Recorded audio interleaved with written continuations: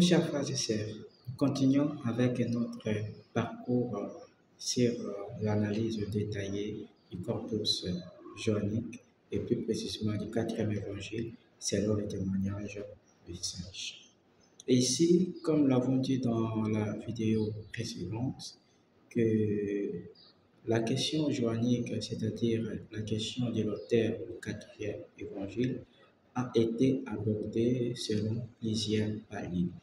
Dans le premier palier qui est le palier traditionnel, nous avons essayé de donner une réponse avec Irénée de Lyon qui attribue les écrits du corpus joannique à Jean, non pas Jean le Baptiste, mais Jean le Zébédéen, frère de Jacques et fils de Zébédée. Et cette même tradition identifie Jean le Zébédéen aux disciples bien-aimés. Or, chers frères et sœurs, quand nous analysons de plus près le quatrième évangile, nous allons nous rendre compte que le disciple bien-aimé dans la construction du quatrième évangile intervient un peu plus tard. Le nom du disciple bien-aimé fait surface dans cet évangile qui est dans la seconde partie du évangile. Alors nous nous posons des questions réelles sur ces disciples bien-aimés.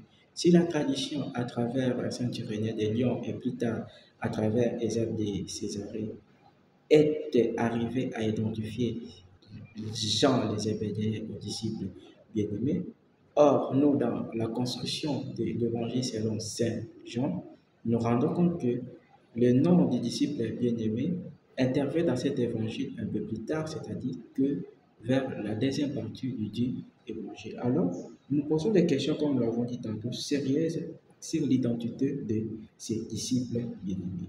Nous demandons, est-ce que le disciple bien-aimé a-t-il réellement existé? Si ce disciple, il a réellement existé, est-ce que pouvons-nous l'identifier à une personne spécifique? Ou tout simplement, quand on parle du disciple bien-aimé dans le quatrième évangile, c'est tout simplement une vision littéraire. Le disciple bien-aimé est-il un personnage historique ayant existé dans un univers spatio-temporel que nous pouvons identifier, ou c'est tout simplement une création littéraire? C'est dans cette perspective, chers frères et sœurs, que nous voulons répondre à ce deuxième palier. Parce qu'on se rend compte maintenant que la question de l'auteur commence à évoluer. Jean les Zébédéens est identifié aux disciples bien-aimés. Mais est-ce que nous pouvons réellement prouver l'identité de ces disciples bien-aimés?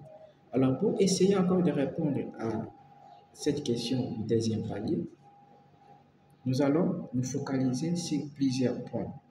Le premier point, c'est le point littéraire. Selon le point littéraire, chers frères et sœurs, le disciple bien-aimé est présenté de la même manière que Pierre et Judas, car nous savons que les deux n'ont pas une historicité contestable.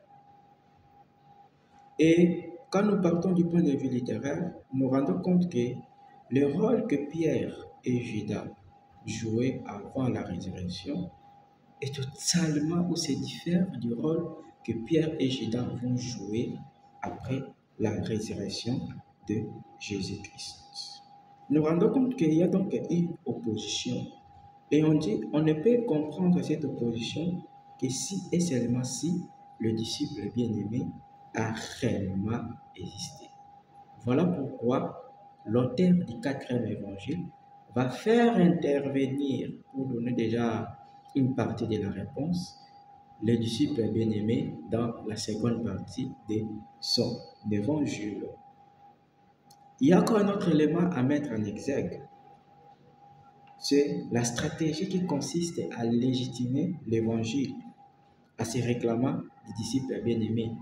Cette stratégie n'a de sens que si ce dernier, c'est-à-dire les disciples bien-aimés, est une figure centrale, une figure reconnue dans le milieu joannique. Ainsi donc, on se pose la question, si le disciple bien-aimé est un personnage historique ayant joué un rôle actif dans l'histoire de l'Église primitive, c'est-à-dire l'histoire de l'Église primitive qui s'étend de l'origine du christianisme, est-il possible pour nous de l'identifier du fait que ces disciples bien-aimés a joué un rôle central dans la tradition joannique? En effet, chers frères et sœurs, nous revenons encore à Irénée de Lyon. Depuis Irénée de Lyon, l'Église ancienne voit dans les disciples bien-aimés Jean les Zébédéens, comme nous l'avons dit tantôt. Et c'est une thèse qui a fait son chemin. Nous allons même nous rendre compte comment cette thèse a vraiment élu domicile dans la tradition de l'Église. Cette thèse a fait son chemin commençant de l'Église primitive jusqu'au XIXe siècle. C'est seulement au XIXe siècle que cette thèse qui identifie Jean les Zébédéens aux disciples bien-aimés sera bâtie en brèche par la critique historique.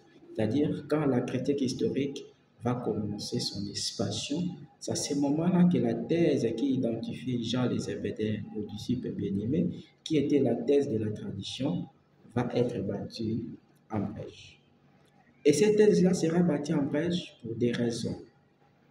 La première est que l'évangile de Saint Jean lui-même n'opère pas cette identification.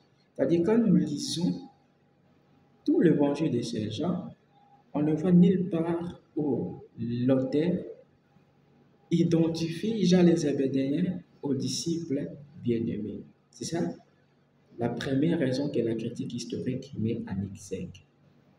La seconde raison est que le disciple bien-aimé a une fonction de légitimation.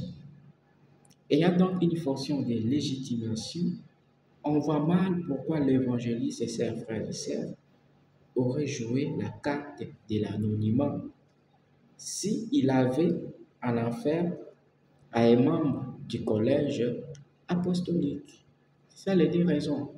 C'est-à-dire la première raison, que la critique historique va battre en brèche cette théorie traditionnaliste qui identifie les disciples bien-aimés à Jean les Zébédéens, et que quand nous lisons tout l'évangile, tous les 4 évangiles, nulle part le disciple bien-aimé est identifié à Jean les Zébédéens. Et la seconde raison est que le disciple bien-aimé ici joue tout simplement une fonction de légitimation.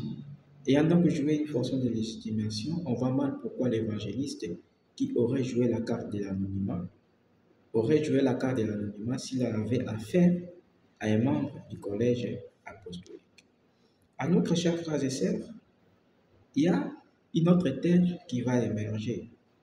Il y a donc une tendance qui sera soutenue par quelques personnes, c'est-à-dire ceux qui ont tenté d'identifier les disciples bien-aimés avec l'ancien auteur du 2e et 3e lettre de Saint Jean, qui constitue d'ailleurs l'ensemble du corpus ou les écrits du corpus joannique. Et cette thèse aussi sera encore bâtie en brèche par la critique historique. Tout simplement pourquoi? Parce que nous allons nous rendre compte que les épîtres joanniques sont, à proprement parler, des rédactions tardives au 4e évangile. Alors pour cette raison, on ne peut en aucun jour identifier l'auteur du 2e et 3e épître de Jean aux disciples bien-aimés. Pour résoudre cette question, chers frères et sœurs, il est donc important d'examiner les indications que le texte nous donne lui-même. Et ces indications, nous allons l'examiner au cours de notre prochaine vidéo. Nous allons donc entrer dans le texte pour lire le texte et savoir qui est réellement le disciple bien-aimé. Et parmi les indications, nous lirons Jean 13, 23 à 25, Jean 19, 26 à 27, Jean 20, D à 10, Jean 21, D à 8, et Jean 21, D à 8, puis 20 à 21. Donc, ce sont des indications du 4e évangile qui nous servira de base pour élucider la question du disciple bien-aimé. Donc, ces indications feront l'objet de notre prochaine vidéo. Nous répétons Jean 13, 23 à 25, Jean 19, 26 à 27, Jean 22 à 10 et Jean 21, 2 à 8, 20 à 24. Nous donnons donc rendez-vous pour notre prochaine vidéo. Restons scotchés.